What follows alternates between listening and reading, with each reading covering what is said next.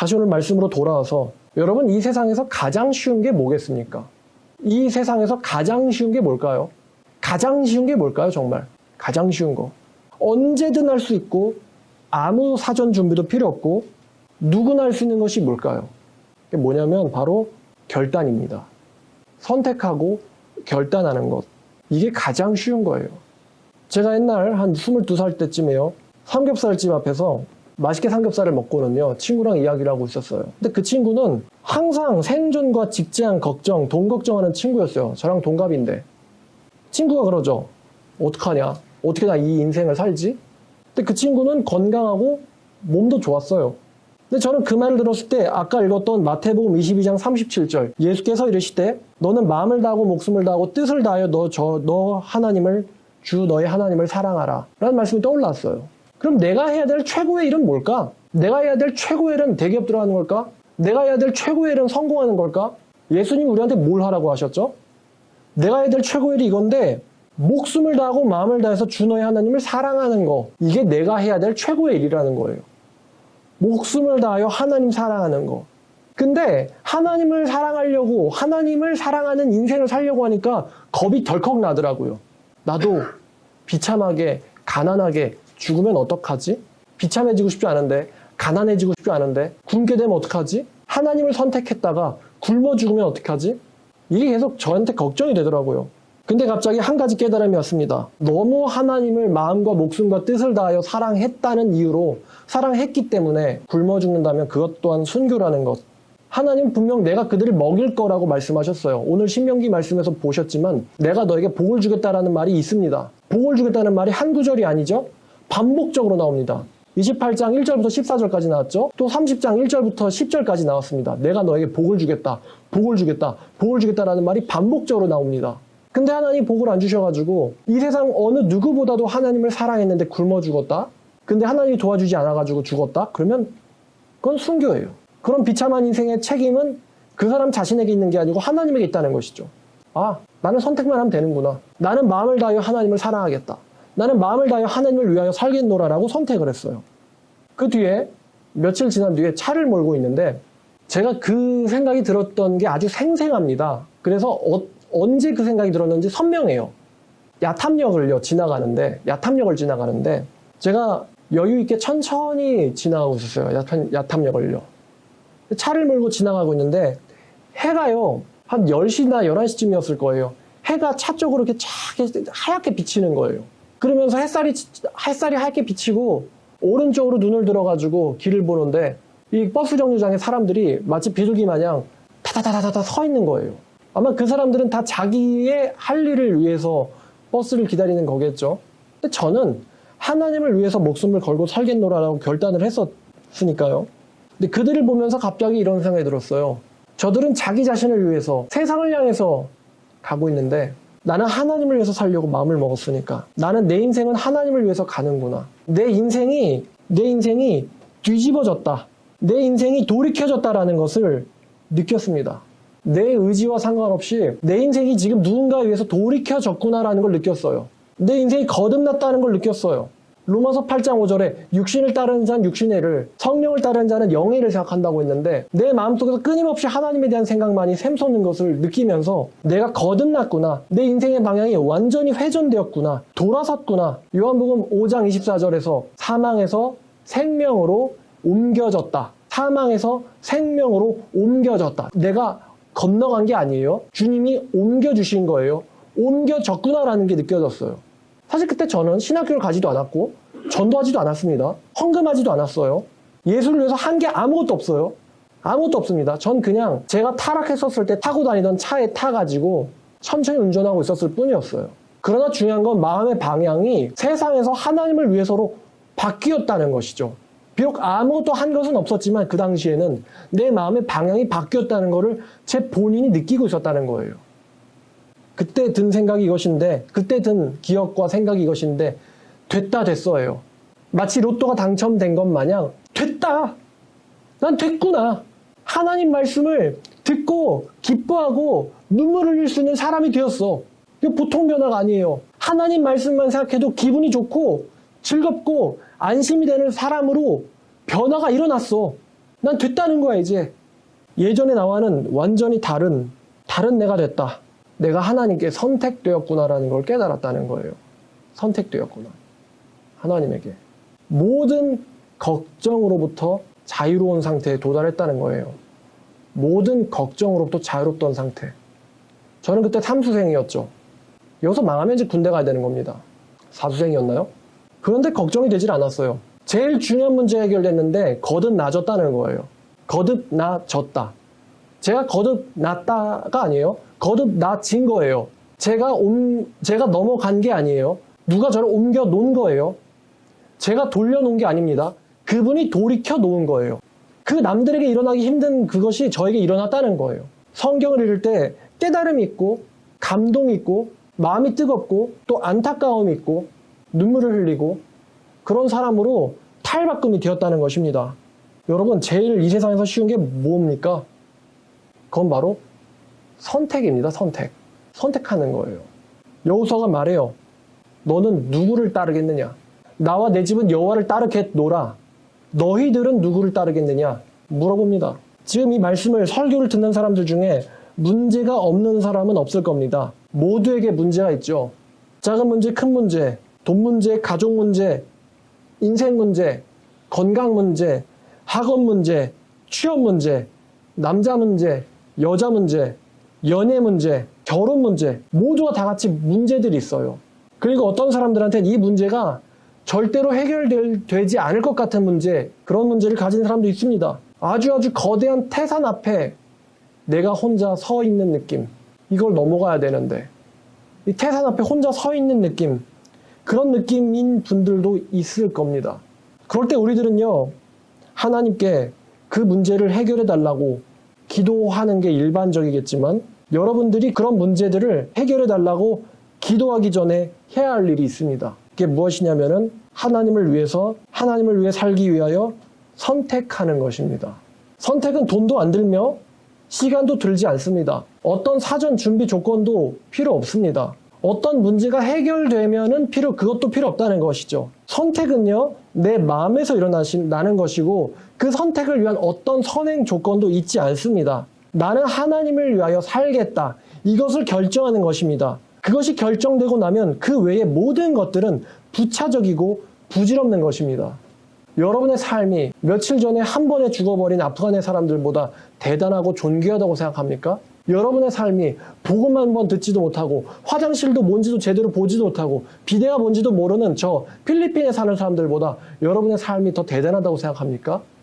여러분들의 삶이 좀 더 그들보다 존귀하다고 느낀다면 여러분들의 조상이 하나님을 위해서 살기로 선택을 했었다는 것 때문이겠죠. 그들의 선택 때문에 우리나라가 복을 받고 있는 것이니까요. 누구는 성경 하나도 없어가지고 죽어가고 있는데 누구는 아주 말씀을 들을 게 아주 널려 있습니다. 한국어로 얼마나 말씀이 많습니까? 너무너무 많잖아요. 한국에서 예수를 못 믿는 사람 있습니까? 다들 안 믿는 거죠. 이 세상에서 가장 쉬운 것이 선택입니다. 그래서 신명기 30장 14절은 이렇게 말하죠. 오직 이 말씀은 너에게 매우 가까워서 내 입에 있고 네 마음에 있은즉 네가 이를 행할 수 있느니라 라고 말입니다. 아주 가깝다잖아요. 내게 있고 네 마음에 있다는 것입니다. 나 여호와를 위하여 마음과 목숨을 다해서 살겠다. 이 결정을 내리는데 무슨 선행 조건이 필요합니까? 사도 바울도 마찬가지예요. 로마서 10장 8절 말씀을 보면 사도 바울이 이 똑같은 말씀을 인용합니다. 똑같은 말씀을 말해요. 인용하면서. 그러면 무엇을 말하느냐? 로마서 10장 8절입니다. 말씀이 네게 가까워 네 입에 있으며 네 마음에 있다 하였으니 곧 우리가 전파하는 믿음의 말씀이라. 똑같은 말씀이에요. 나 예수를 위하여 살고 죽겠노라. 내가 예수를 위하여, 내가 살아있을 때는 예수를 위하여 살며 내가 죽는다면 예수를 위해서 죽는 것이다. 삶의 목적과 죽음의 목적이 결정되었다는 것이죠. 이렇게 선택을 내리는 데에는 어떠한 선행 조건이 없다는 거예요. 여러분이 지금 이 순간에도 할 수 있거든요. 그러한 선택을. 만일 내가 네 입으로 예수를 주님으로 시인하며 또 하나님께서 그를 죽은 자 가운데서 살리신 것을 네가 마음에 믿으면, 마음으로 믿는데 무슨 선행 조건이 필요합니까? 뭐 투자금이 필요합니까? 아니면 어떤 성적이 필요합니까? 네가 마음에 믿으면 구원 얻으리라. 이 세상에서 가장 쉬운 것이 바로 선택입니다. 선택. 결단이라는 것이죠. 선택하는 순간 모든 문제는 끝난 겁니다.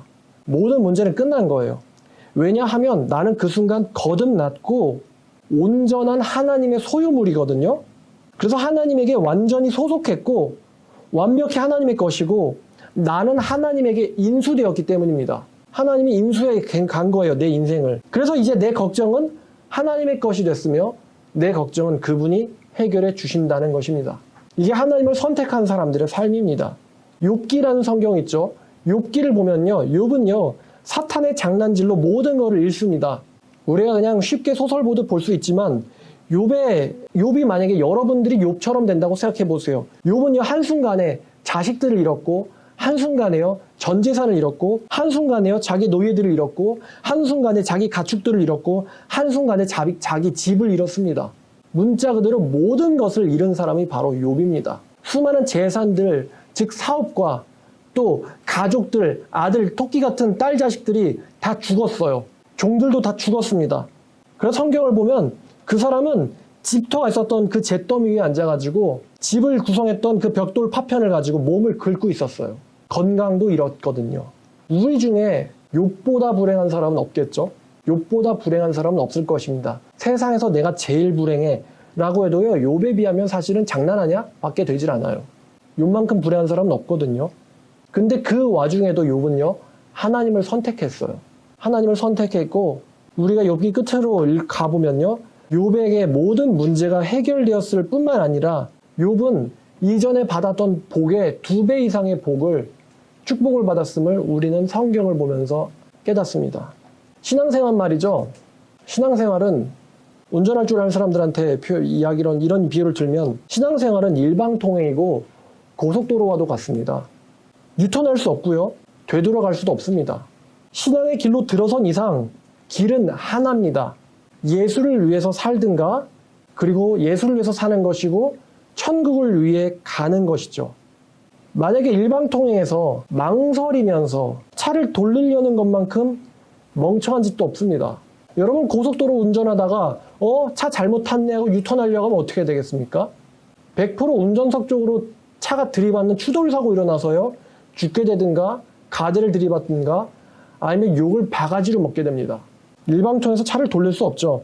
돌릴 수도 없거니와 돌리려고 하면요, 죽는 것밖에 없어요. 신앙은 말이죠, 올인입니다. 하나님을 위해서 모든 것을 거는 것. 이게 우리가 사랑했던 선진들, 다윗이든 아브라함이든 그들이 보여줬던 삶의 모습입니다. 하나님을 위해서 올인해라. 그러면 그분이 알아서 주신다는 거예요. 어떤 사람들은 독신으로 살다 죽는 선지자도 있습니다. 어떤 사람들은요, 수많은 재산과 또 아내들을 거느리는 사람도 있었습니다. 그거 하나님이 주시는 거예요. 성경에 보면은 다윗이 가진 것 같지만 하나님께서 내가 너에게 줬다라고 말씀하세요. 내가 너에게 왕권도 주고 내가 너에게 아내도 주고 내가 너에게 재산도 주었다. 네가 가진 거 아니야. 네가 잘나서 벌어들인 거 아니고 내가 준 거야. 하나님께서 다윗한테 그렇게 말씀하세요. 내가 준 거라고. 왜 그런 복을 주셨을까? 다윗이 힘들 때에 하나님을 위해서 살기로 선택했거든요. 그래서 어마무시한 복을 받았어요. 그런 선택했던 사람들, 아브라함, 하나님을 위해서 하나님의 명령을 따르겠다.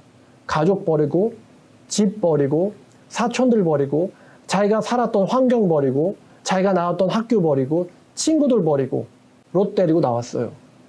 하나님이 가라고 하니까 선택한 거죠. 다니엘은요, 선택했습니다. 목숨 버리고요, 명예 버리고요, 자기 모든 걸 버렸어요. 다니엘의 세 친구는요, 선택했습니다. 예수의 사도들은요, 선택했습니다.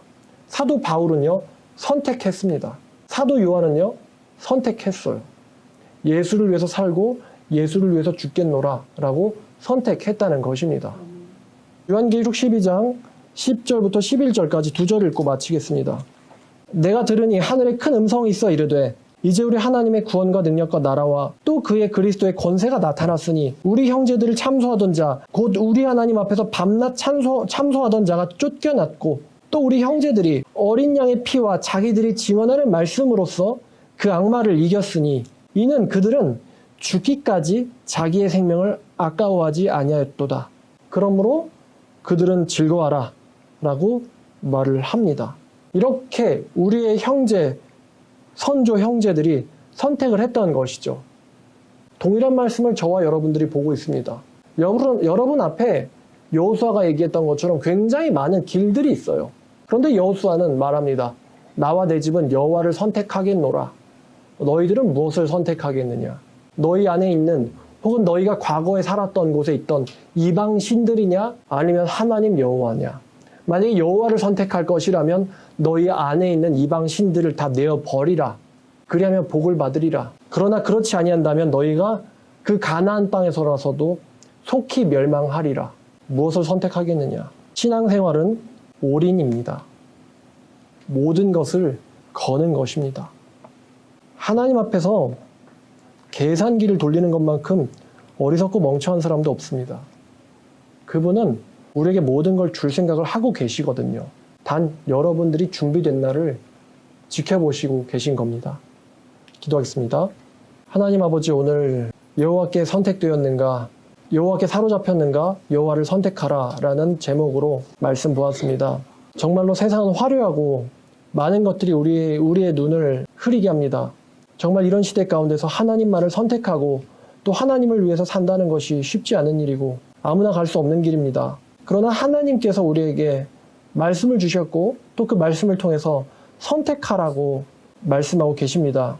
아버지, 우리의 인생이 주님을 따라가기를 원합니다.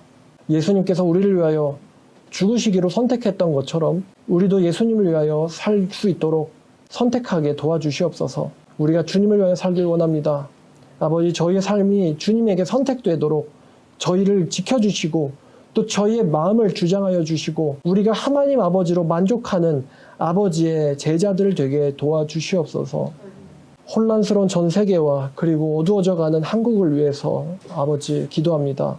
우리 인류를 불쌍하게 여겨주시고 우리에게도 그들에게도 아버지의 복음을 접할 수 있는 기회를 허락하여 주시기를 원합니다. 부디 그들을 불쌍히 여겨주시옵소서. 예수님의 이름으로 기도드렸습니다. 아멘.